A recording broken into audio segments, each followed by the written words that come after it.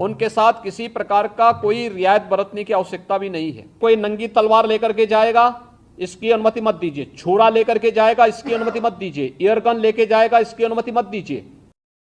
अगला लगभग 1.5 महीने का समय हमारे लिए बहुत महत्वपूर्ण होगा। इसमें 9 या 10 को जो भी मुस्लिम धर्मगुरु घोषित करेंगे, उस दिन उनकी बकरीद का कार्यक्रम संपन्न होगा पूरे प्रदेश के अंदर। और 14 जुलाई से लेकर के लगभग श्रावण पूर्णिमा तक, यह पड़ेगा 12 अगस्त को रक्षाबंधन का पर्व भी पड़ेगा। प्रत्येक सोमवार के साथ साथ जिस दिन महाशिवरात्रि का आयोजन होगा, उस दिन सभी देवालयों में भी भीड़ भाड़ होगी। 31 जुलाई से लेकर 12 अगस्त तक अयोध्या का सावन मेला भी है। 2 अगस्त को नाग पंचमी का भी पर्व पड़ेगा और 31 जुलाई से 9 अगस्त के बीच में मुहर्रम भी है। देखिए, सभी आयोजन एक दूसरे के साथ जुड़े हुए हैं। मुहर्रम के दौरान तृतीय सोमवार 1 अगस्त को पड़ेगा, चतुर्थ सोमवार 8 अगस्त को पड़ेगा। रक्षाबंधन का आयोजन भी इस दौरान है और श्रावण पूर्णिमा 12 अगस्त को पड़ेगी। ये नागपंचमी, रक्षाबंधन और जो 2 सोमवार भी इस दौरान पड़ेंगे। इस दिशा से इसकी कार्ययोजना बनाने के लिए जो हम लोगों ने धर्मगुरुओं के साथ संवाद बनाने की कार्रवाई को विभिन्न अवसरों पर अपनाया है, उसको हम पहले से ही तैयारी कर लें और बहुत सारे जनपदों ने इस पर अपना कार्य प्रारंभ भी किया है। और मुझे लगता है कि हमें इसको एक निरंतरता देनी चाहिए। संवाद बनाने में कोई भी किसी भी प्रकार की कोई समस्या नहीं होनी चाहिए। ये निचले स्तर पर कहीं पर थाना स्तर पर पीस कमेटी की मीटिंगों के माध्यम से और थानाध्यक्षों के और अन्य जो हमारे इंस्पेक्टर, सब इंस्पेक्टर हैं, इनके माध्यम से भी कुछ धर्मगुरुओं के साथ, पुजारियों के साथ या अन्य जो मौलवी हैं, उन सब के साथ हम लोगों को संवाद बनाने में कोई भी संकोच नहीं होना चाहिए। समाज के जो मानिंद हैं, अलग अलग तबके के, उन लोगों के साथ भी संवाद बनाने में हमें किसी भी प्रकार का कोई संकोच नहीं होना चाहिए। दूसरा, उससे ऊपर भी जो हमारा सर्किल है या ज्वाइंट मजिस्ट्रेट हैं, उनके माध्यम से भी, या जो उप जिलाधिकारीगण हैं, ये लोग भी संवाद बनाएं, अच्छा होगा। अलग अलग धर्मगुरुओं के साथ, समाज के मानिंदों के साथ में, जिनकी समाज में अपनी एक पकड़ होती है, जनप्रतिनिधियों के साथ संवाद बनाना, उनकी गतिविधियों पर भी निगाह रखना, नज़र रखना।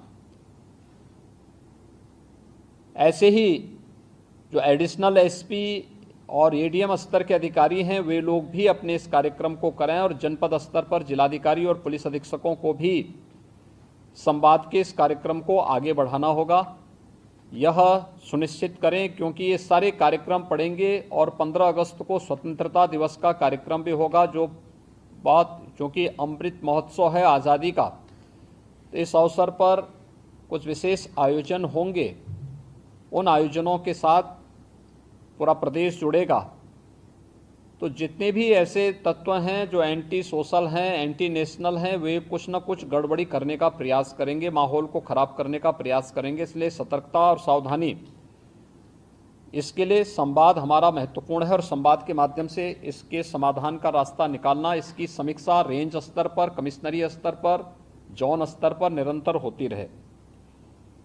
पर्व और त्यौहार कोई भी हो, शासन की जिम्मेदारी बनती है वहां पर सुविधा देना और सुरक्षा का बेहतर माहौल देना। कोई भी पर्व और त्यौहार हो, परंपरागत तरीके से हो। परंपरा से हटकर कुछ भी हम न होने दें।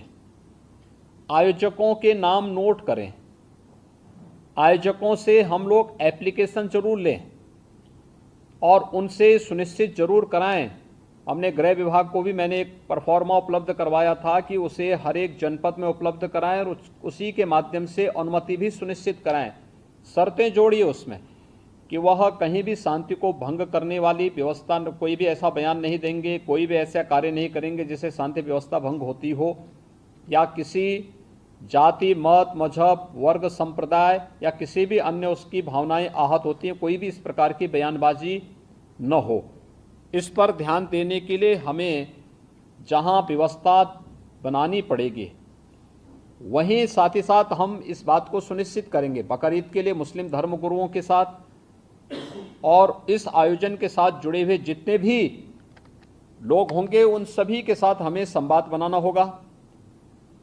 कावड़ यात्रा के लिए भी हमें कावड़ संघों के साथ, कावड़ संघ हैं बने हुए हर एक जगह, उनसे भी संवाद बनाना पड़ेगा। अगर हम उसी स्तर पर संवाद बनाएंगे तो बाद में जब ये भीड़ इकट्ठी होती है तो उस समय समस्या नहीं खड़ी होती है, तब ये कार्यक्रम एक रूटीन का हिस्सा बन जाता है, फिर उसमें कोई समस्या पैदा नहीं होती है। इसलिए उन सभी चीज़ों को हमें पहले से ही एक संवाद बनाकर करना होगा। मुहर्रम के अवसर पर भी मुहर्रम से जुड़े हुए जो अलग अलग ताज़िया लेकर के जाते हैं उनके साथ पहले से संवाद होना चाहिए।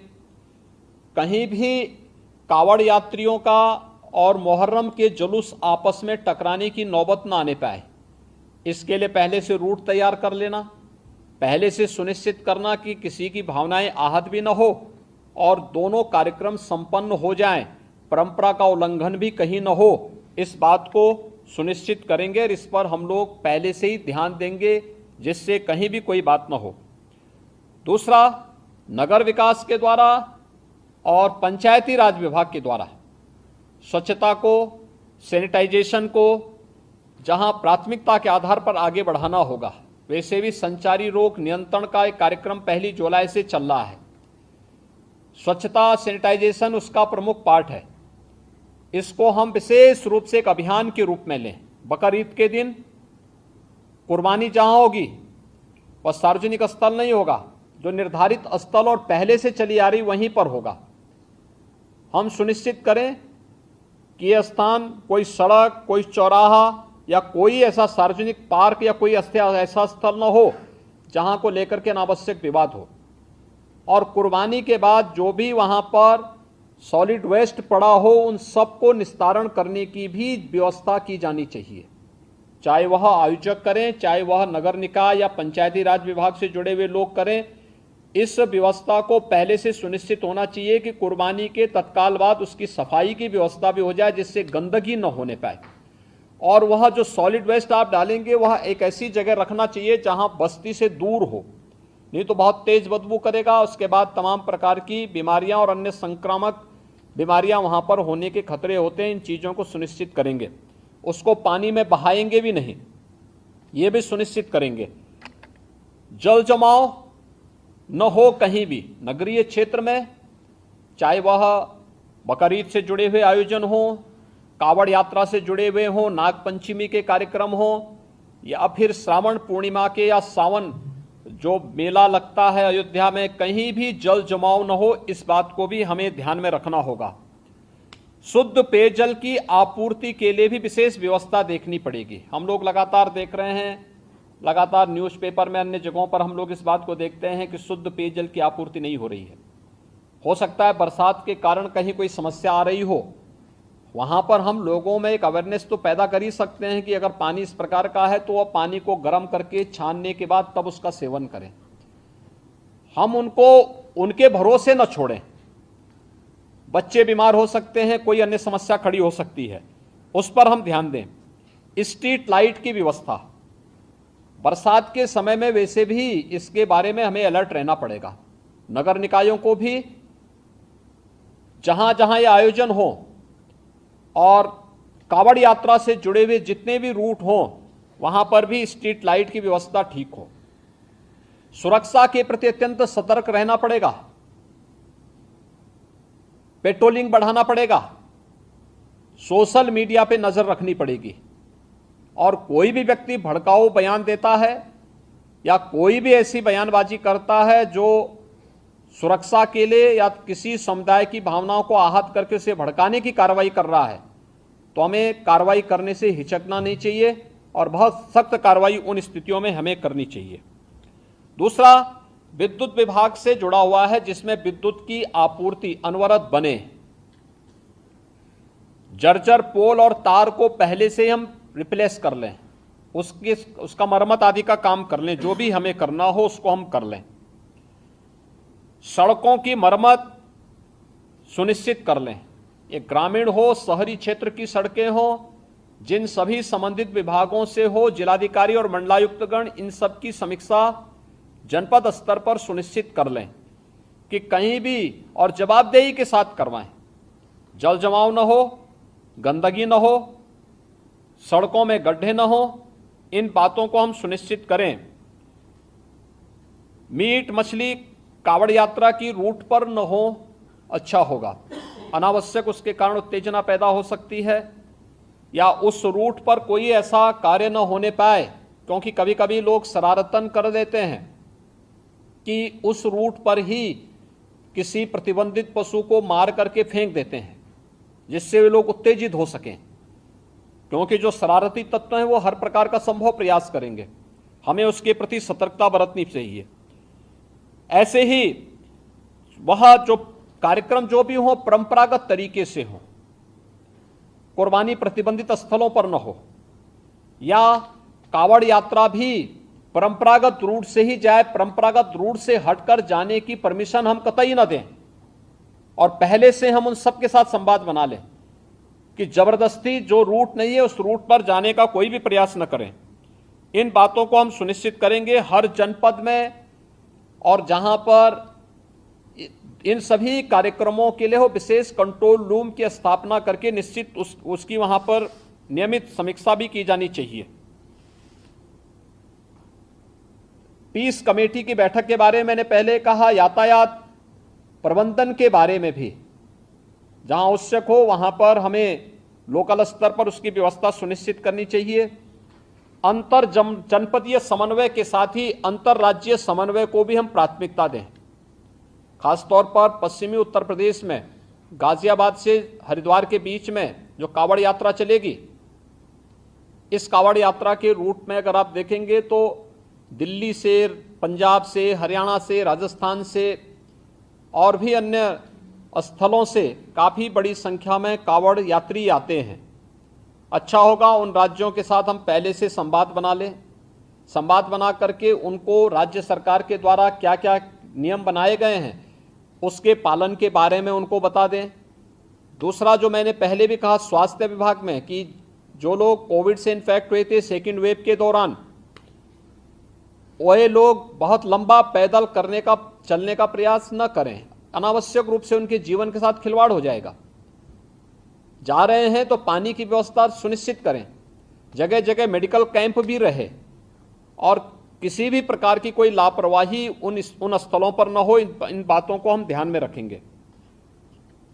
प्लास्टिक फ्री सभी आयोजन हो, किसी भी आयोजन में जब प्लास्टिक को हम लोग 19 में प्रतिबंधित कर चुके हैं और इधर भारत सरकार ने 1 जुलाई से प्लास्टिक पूरी तरह प्रतिबंधित किया है, तो हम लोग प्लास्टिक फ्री पूरी व्यवस्था को बनाने का प्रयास करें। स्वच्छता का विशेष ध्यान दें। कावड़ महिला और पुरुषों के लिए अलग अलग टॉयलेट हों, पर्याप्त मात्रा में जल की आपूर्ति वहां पर होती रहे, ये भी हम इसको देखें। और सतर्कता के लिए सेक्टर स्कीम अभी से हम लागू कर सकेंगे तो ये अच्छा होगा।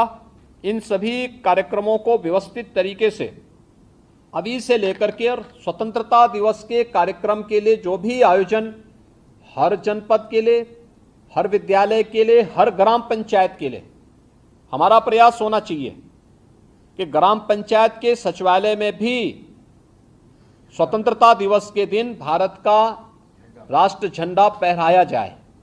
नगर निकायों में होना चाहिए, हर नगर निकाय के अंदर अच्छा आयोजन होना चाहिए, सांस्कृतिक कार्यक्रम होना चाहिए, राष्ट्रभक्ति के गीतों को का वहां पर कार्यक्रम हो, स्वतंत्रता संग्राम सेनानियों को, दूसरा शहीद परिवारों के लोगों को, रिटायर्ड जो आर्मी से जुड़े हुए जितने भी रिटायर्ड पर्सन हैं, इन सबको बुला करके उनका सम्मान हो। शहीद परिवारों को, शहीद परिवार सेना से जुड़े हो सकते हैं, पैरामिलिट्री से जुड़े हो सकते हैं, पुलिस से जुड़े हो सकते हैं, आखिर उन्होंने भी तो सुरक्षा में योगदान दिया है। उन लोगों के सम्मान का कार्यक्रम होना चाहिए, हर एक जगह होना चाहिए। स्थानीय स्तर पर हो सकता है आज़ादी की लड़ाई के दौरान बहुत सारे ऐसे योद्धा रहे होंगे जो इतिहास के पन्नों में गुम हो गए होंगे, अज्ञात होंगे, लेकिन लोकल स्तर पर उनका गायन होता है। लोकल स्तर पर लोग लोक कथा के माध्यम से, लोक परंपरा के माध्यम से उनका श्रवण करते हैं। अच्छा होगा उन ग्राम पंचायतों में उनकी तस्वीर है तो उस तस्वीर के साथ हम वहां पे उन्हें इस अवसर पर श्रद्धांजलि देने का कार्य करें, उन्हें नमन करने का कार्य करें। तिरंगा हो, राष्ट्रगान, उन सभी गांवों में प्रयास हो कि ग्राम पंचायतें राष्ट्रगान उस अवसर पर वहां पर उसे आयोजित करें।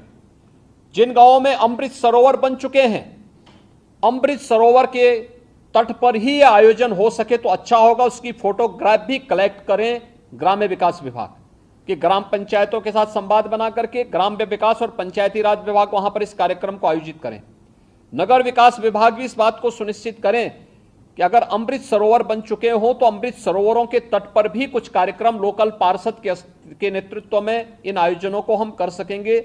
उसका अपना एक मैसेज होगा।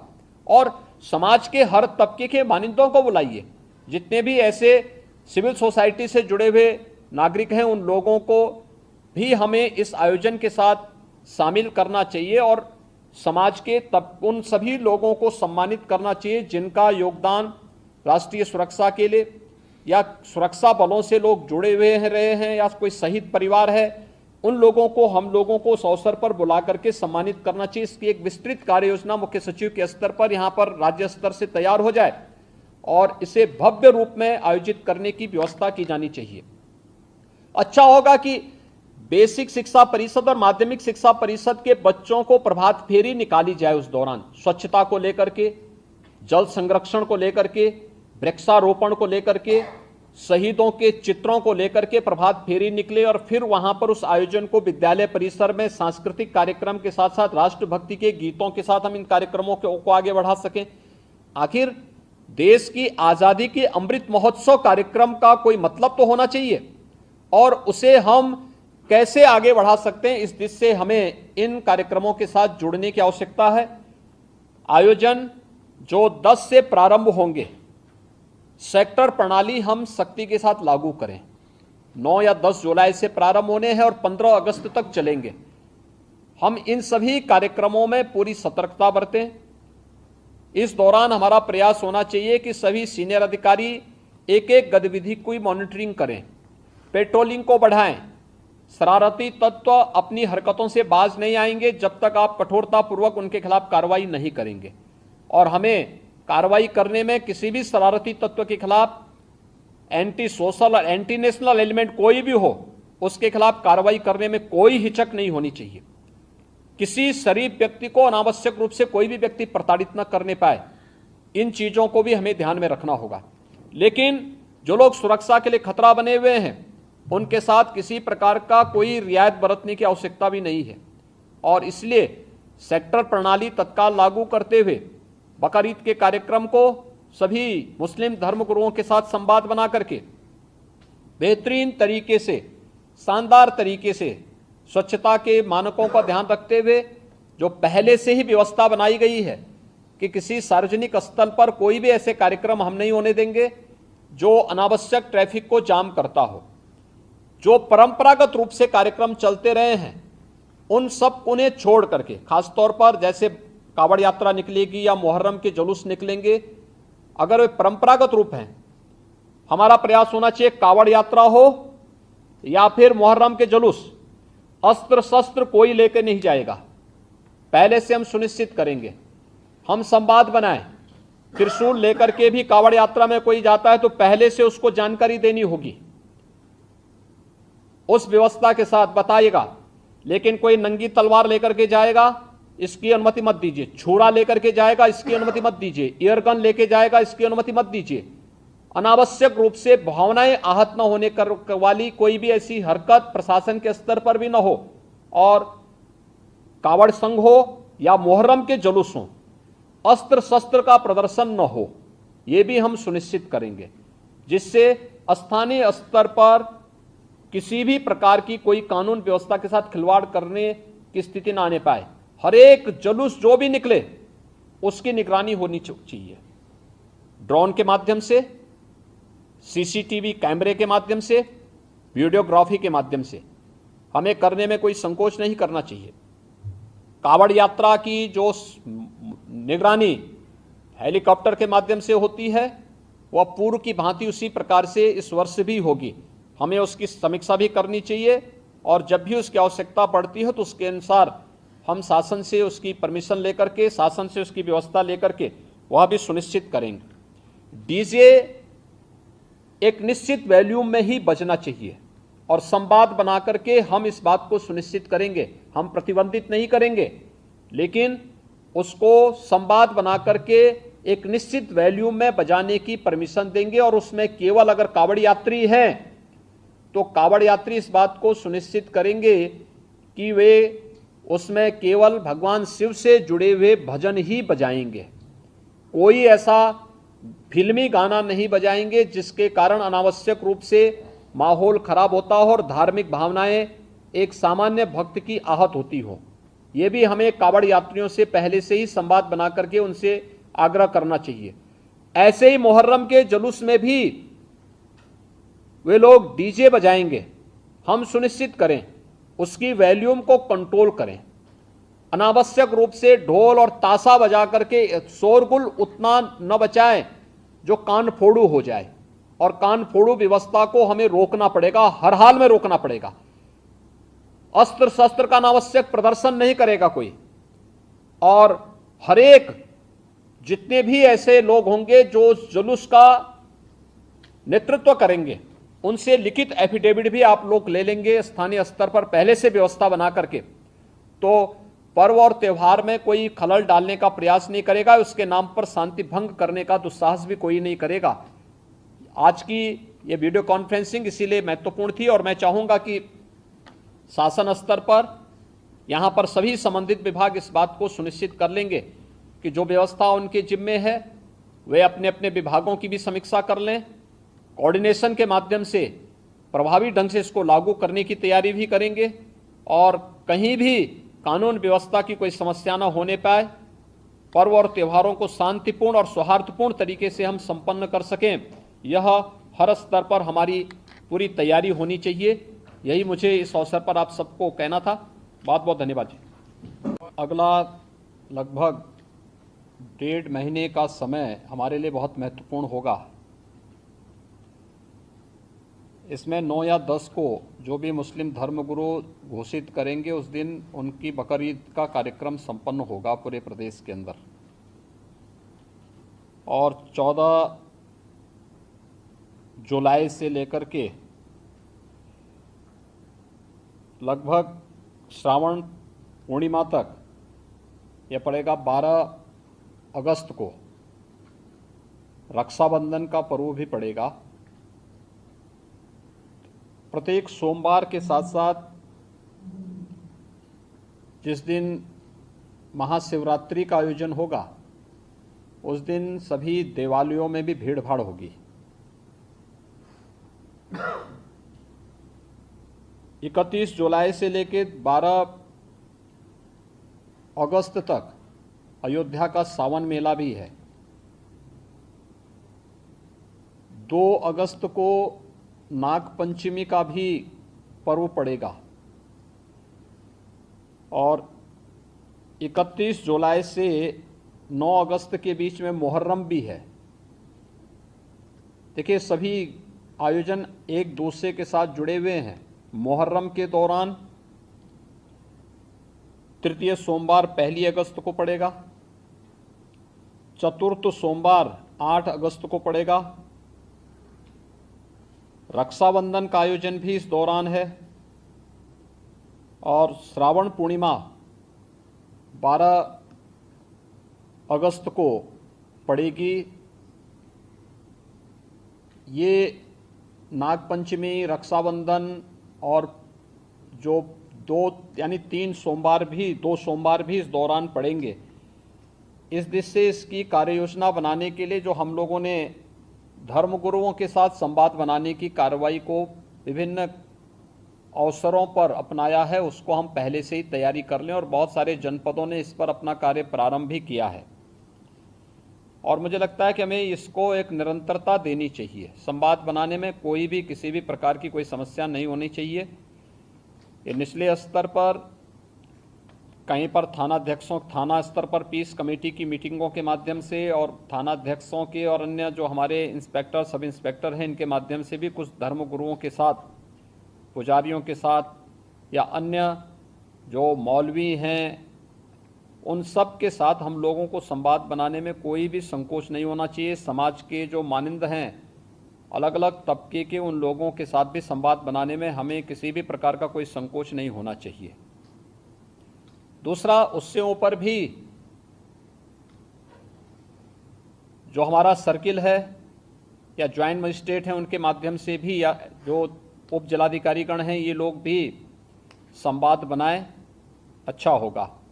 अलग अलग धर्मगुरुओं के साथ, समाज के मानिंदों के साथ में, जिनकी समाज में अपनी एक पकड़ होती है, जनप्रतिनिधियों के साथ संवाद बनाना, उनकी गतिविधियों पर भी निगाह रखना, नज़र रखना।